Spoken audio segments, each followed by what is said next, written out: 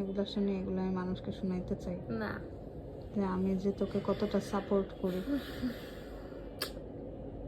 আমি বল। জাস্ট ভাবি কবে তো গ্রাজুয়েশন কমপ্লিট হবে ইনশাল্লাহ, তারপর ধীরে ধীরে আমার সব স্বপ্নগুলো পূরণ হবে ইনশাল্লাহ ইনশাল্লাহ। ইনশাল্লাহ অনেক তাড়াতাড়ি পূরণ হয়ে যাবে।